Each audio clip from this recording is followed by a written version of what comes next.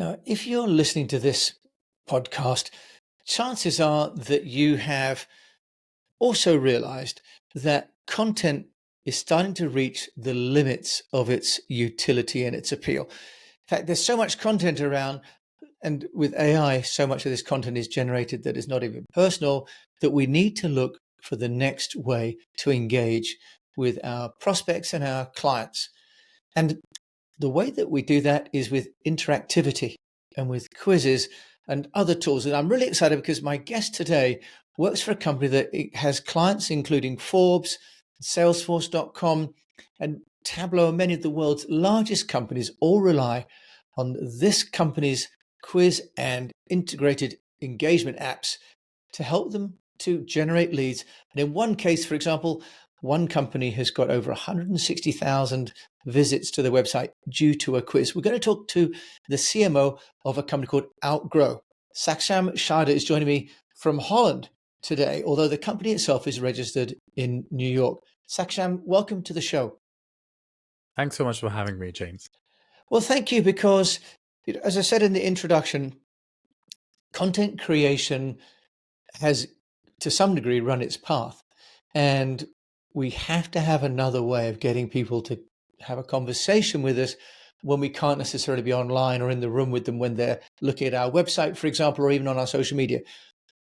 Can you explain to me how we can use interactive content and the role that Outgrow is playing in building these relationships with potential and existing clients? Yeah, right. So I think with the advent of AI, static content like blogs, anything on a website, anything that is not interactive has reached the end of its age. The age is over. There's going to be so much of it produced that one might publish an ebook, but who's to say that anyone has the time to read it in this flood of things being produced?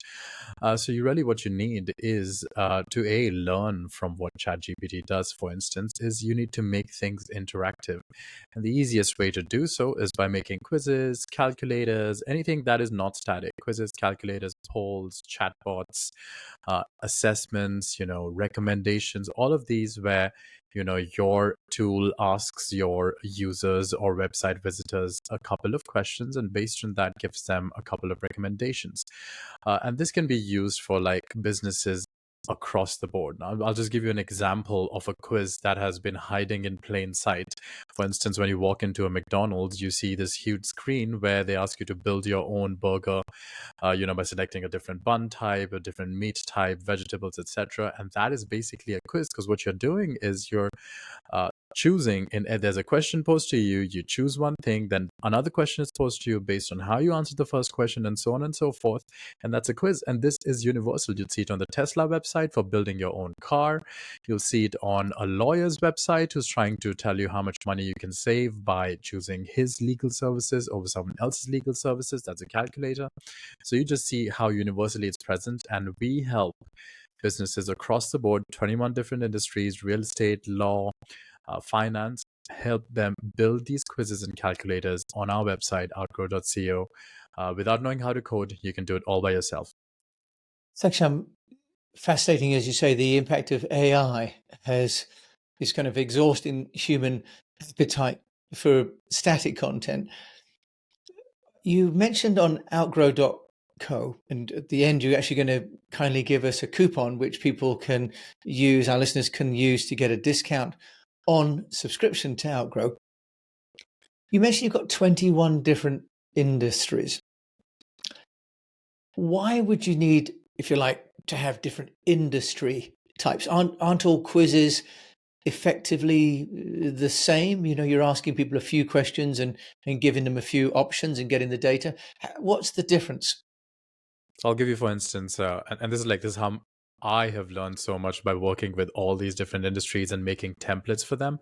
One of the things you notice, for instance, is how specific the knowledge everyone in the industry has. And that's the beautiful thing about humankind as general, right? We have kind of become experts at all these different fields. So for instance, in the fashion industry, one of the things you learn, we had a client who by themselves made a quiz that helps you pick a makeup set for your face. Right. And so they had one of the questions in that quiz that said, what colors are the veins in your wrists? And apparently, the color of the veins in your wrists determines the foundation that goes on your face before makeup. And so, that is the kind of specific knowledge that would be completely different in the finance industry. That'd be a completely different question that I would have no idea about. So, for us, we provide a tool where you can build this quiz by yourself, but we also provide templates so that it can get your, creativity jogging, and, you can build something great on top of that template, modify the questions. Tomorrow you might be in the fashion industry and you say, maybe it's not the veins under your wrist, maybe it's something else that determines the kind of foundation that should go on your face. So come along and play with the software, and you can go in all different directions. Yeah, that's really, really interesting. And yeah, I have two daughters, and they would probably have known the answer, by the way, if I if I'd asked them. They're experts at this. So really interesting. So you've got like art and auto, beauty and skincare, civil rights, construction, really, really diverse. So you're really helping a business owner who isn't necessarily a quiz creator with these templates to get started already. What would you say are some of the hallmarks of a successful quiz? You've mentioned, which is interesting, that, for example, McDonald's or a car configurator are really quizzes. I'd never really had that perspective before. For an entrepreneur, what would you say are some of the hallmarks of a successful quiz? So one thing is to as I guess, like when you walk into a real world store, right? You walk into a shoe shop or a sunglasses store, the person who's behind the counter really has specific knowledge based on which he can recommend you something, but they never bore you with like 300 questions before they recommend you something. So one of the hallmarks is to keep it concise. You don't have to show off your knowledge, you just have to gain the essential. You have to ask 5 to 10 questions maximum. Within these questions, I don't know which industry you're in, within 10 questions, I am 100% certain you'd be able to give a recommendation that is of value. And that's what a quiz is doing, essentially. It is taking in some data that is relevant to the user. And based on that, it is just giving you a particular recommendations. And you can put this on your website. So instead of a salesperson at a shop, you basically have this quiz on your website. And so that is the main thing. And the other thing you have to understand is that you're basically helping with information exchange. That's all you're doing with a quiz. So you might recommend as a real estate agent to someone that, oh, you should like take this much money, or you can only afford a house in this price range. And you do that using a calculator or a quiz. And then you can, just before you give them this outcome at the end of the quiz, you ask them for their email. So the quiz should be free on your website to use. And the user answers like 7, 8 questions, and then you're going to give them a valuable recommendation, but you collect their email, and then later you follow up with a more detailed, outcome or something. But and then when you have their email, you can obviously send them a newsletter and nurture that lead as well. So that's one thing to keep in mind. You don't necessarily have to make the sale at that point. The key thing is A, that you're understanding your audience more, and B, that you are providing them with value, which will make them appreciate you. That's a really useful mindset, that it's really part of the customer journey. It's not trying to close the sale. When you ask the questions, Saksham, in Outgrow, you've written those questions. How do you structure the responses? Because you talk about giving people some value in the survey. How do you create the content? So they've answered what color veins, for example, would create a need for certain kind of color palettes. What kind of content would you then embed? Is it just a yes, no, you're on a scale of 1 to 5, or do you recommend people should actually provide some content that educates the person who's taken the quiz as well? So you can have like all sorts of quizzes. You can have quizzes on the top of the funnel, in the middle of the funnel, at the bottom of the funnel. So the top of the funnel quiz would be like, what kind of house can you afford? So here you just like give them some options, and then they say, oh, maybe I can actually afford that. I didn't even know that I could afford a house in that part of the world. B, then you go into these people who have done this quiz, then you make a more middle of the funnel quiz for them. What kind of mortgage would you need for the dream house you're looking for? And then from there, you go to the third one where it's just like you give them just three options to pick from. So in the case of the quiz about what kind of makeup set you should buy, so if you're like an affiliate of a company that sells makeup products, you can make a quiz that asks them for all these questions like this: the color of the veins, the color of the hair, certain things about their features, and then it can directly recommend three or four makeup products. So you can just basically, in the outcome itself, you can have a link to four particular makeup products on Amazon, on eBay, or on the website you're trying to sell. And as an affiliate, you can derive commission from these sales. This is how the affiliate ecosystem works. Or if you are the owner of these products, as in you're the company, you're a makeup company, then you can just direct them to your own website, and then they'll end up there, and then they'll just make the sale. That integration, as we can see on your website, and anyone that wants to go to YouTube can see this as well, because we're doing a screen share. I can see here that what you're talking about, Saksham, is that you're taking the supply and the sales conversation all the way to actually taking them to the website, to the Shopify, depending on what kind of answers they've got. So you're almost replacing a bot, or you're creating an intelligent workflow, aren't you, for people that want to introduce a product or care. If people have got the quiz and they're not sending them down a sales channel, but they've got the emails, what happens to those emails? This is always the $1 million question, isn't it? Because you end up maybe with the emails. What about integration? What about follow-up? Adding these emails into a newsletter, for example. How does that work, Saksham? So we integrate with like over 500 tools natively. So if you want an emailing software, we integrate with MailChimp, we integrate with MailerLite. If you want to send them to HubSpot, we can send them to HubSpot. We have a lot of CRM tools, Zoho, all of these you can natively, they're all. So if you go to the partners marketplace here, you'd see all the, in the partnerships here, you'll see all the tools we integrate with. There's all sorts. You can send them to a Slack channel where you have your sales team sitting. If you like, it's completely possible to just, with a couple of clicks, you can just do it by yourself. You don't need any expert help to transfer this data. But within Outgrow itself as well, because we allow you to send these emails to all these different softwares, and you can do what you like. But if you want to do just one follow-up with these people, you can trigger an email to anyone who submits a lead. So that one follow-up you can do. We don't want to make like a sequence of like 3-4 follow-ups that you can like do on the other softwares, but like at least one follow-up you can automatically do through Outgrow. And in a lot of businesses, one follow-up is all people want to do, right? So someone submits an email, and then you just send them a little follow-up saying, hey, we saw that you were interested in buying a house. If you'd like to hop on a call, here are details, and we'll not bother you anymore after this. And that's it, right? And so we don't, you can either choose this path, or you can do like several emails. Both are possible, yeah. That's wonderful. So it can be, if you like, a first step, or if you want to have a string of emails, then you could take that into your own CRM. We've talked at the moment about really people that have come to maybe to your website, for example. But the big challenge for many people is the outreach, Saksham. So how would you get your quiz or engaging content away from your website? Because that relies on inbound.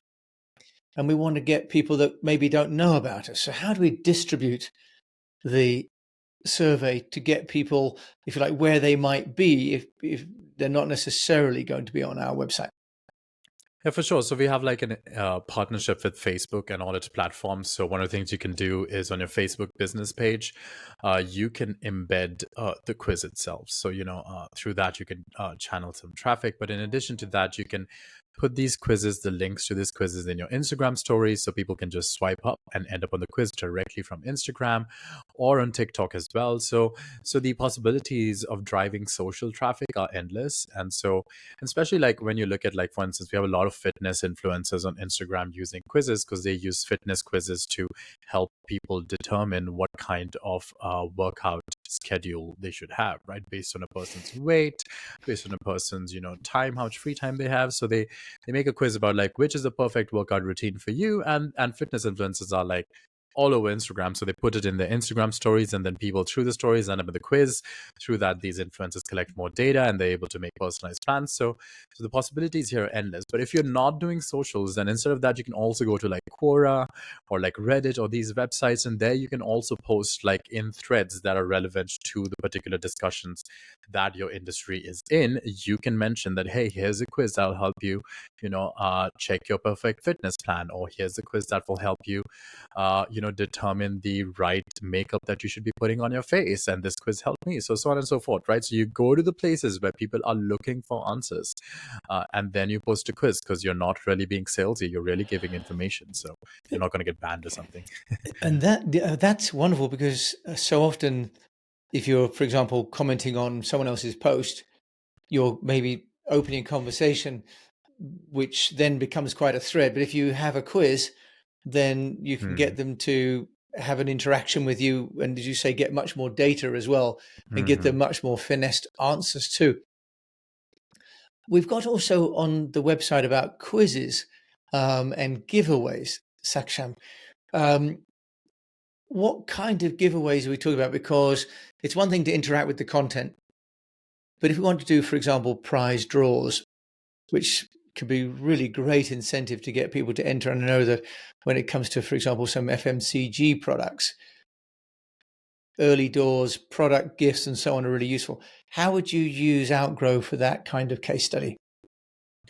So, for instance, the contest, the contest template type is very helpful because it has got a timer on top. So you can automatically say that this contest is going to last for a day, after which it's going to be disabled. So if you want, you can do now. So what it does is you can say, hey, share a picture of why you like our software.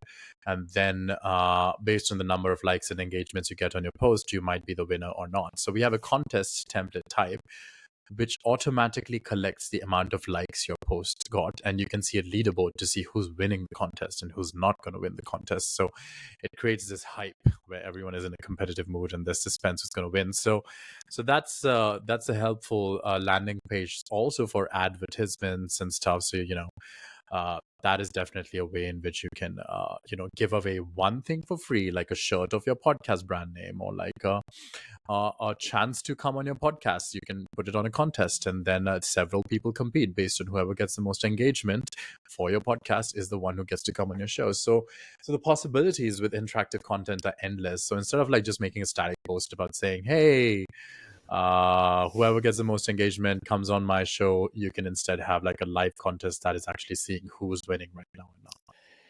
That is taking interactive marketing to another level, because you're not just doing engagement, but then you're doing competition as well, Saksham, which is amazing. And that it's also embedded in all the different channels that you might have. And presumably you can attach that to a Facebook advert, presumably. Yes. So you could run an ad, which is a quiz, so that you're doing completely new lead generation.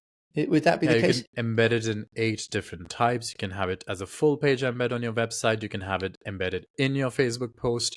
You can have it embedded as a little chatbot at the bottom of your website. It's possible, like the possibilities are endless. Yeah, it does seem that Outgrow's really covered off so many different feature sets and applications, and the website is so rich in content that when I was preparing for this call with Saksham, I was like, what am I going to ask her? Because the website, outgrow.co, really does explain a great deal.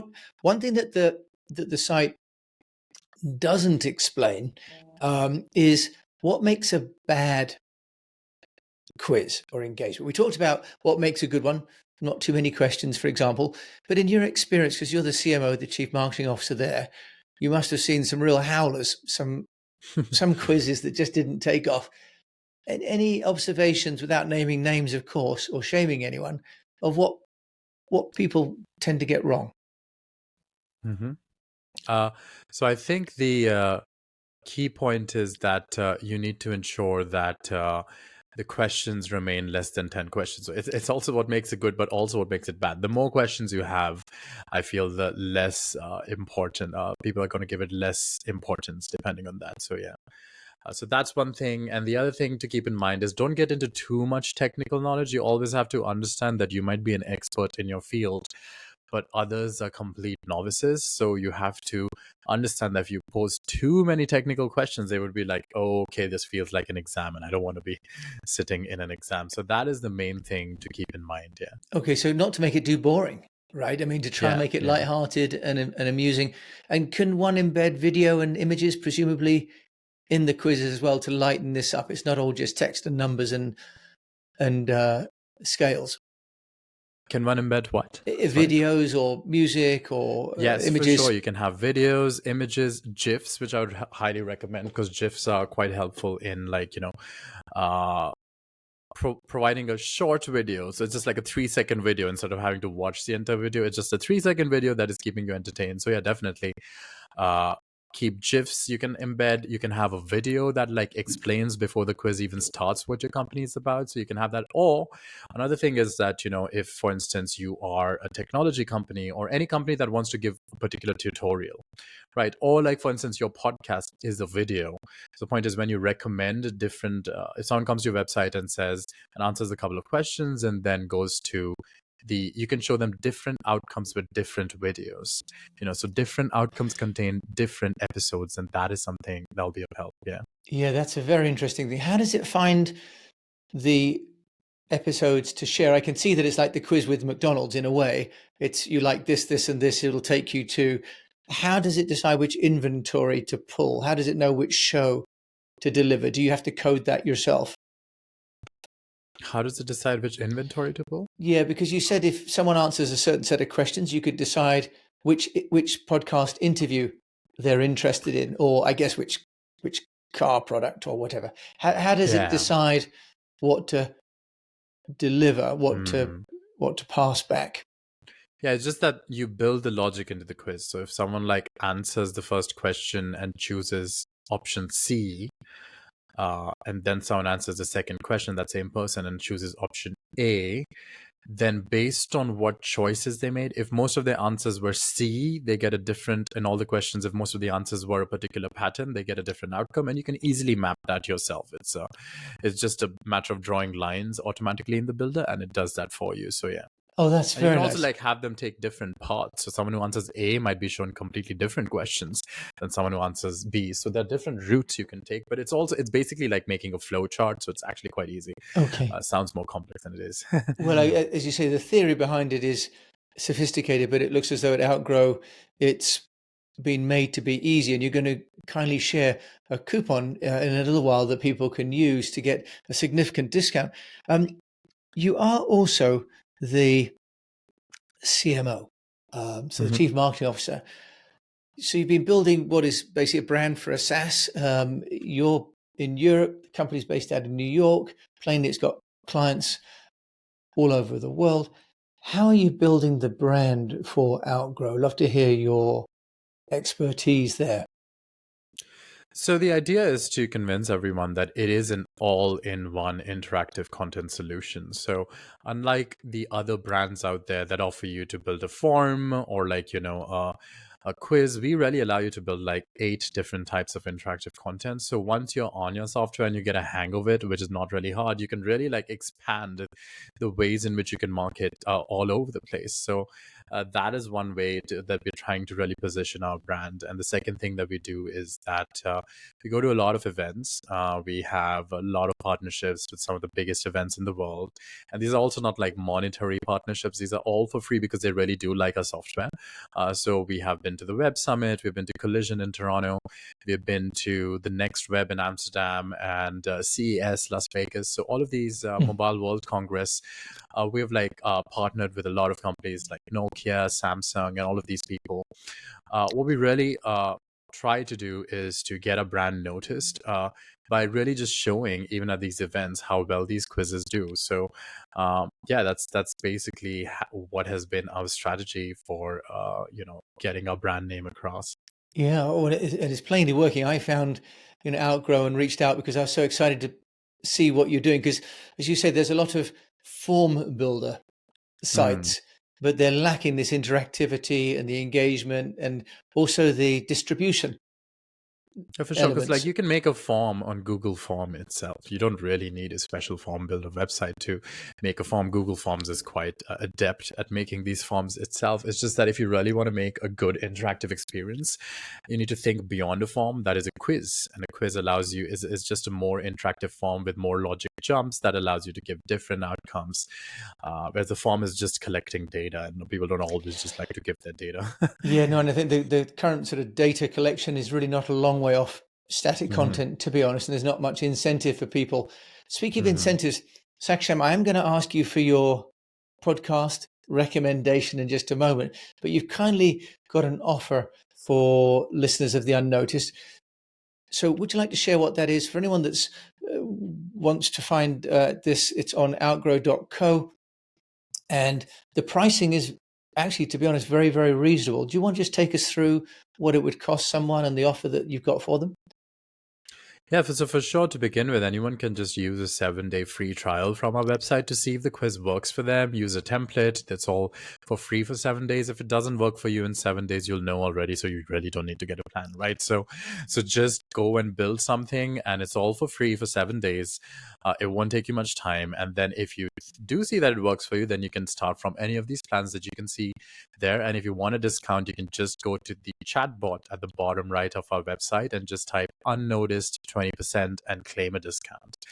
And that's it. Like it's as simple as that. See if it Okay. works for you. If it does not, then you don't get it. But if it does, which it will, then you can remember this discount that I gave you. Okay, that's unnoticed 20. Do they need to put the percent or Yes. just unnoticed 20?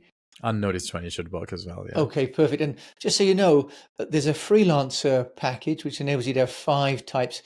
And on the annual plan, it's only $14 a month, which is sort of 11, £12. So really very, very affordable. And if you pay monthly, it's the best part of £18. It's really very, very affordable.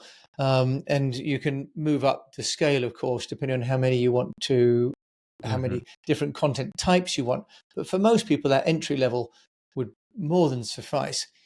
Saksham, I will ask you, as you know, for a podcast or book that you'd recommend to unnoticed entrepreneurs to help them to find tools and tips to get noticed.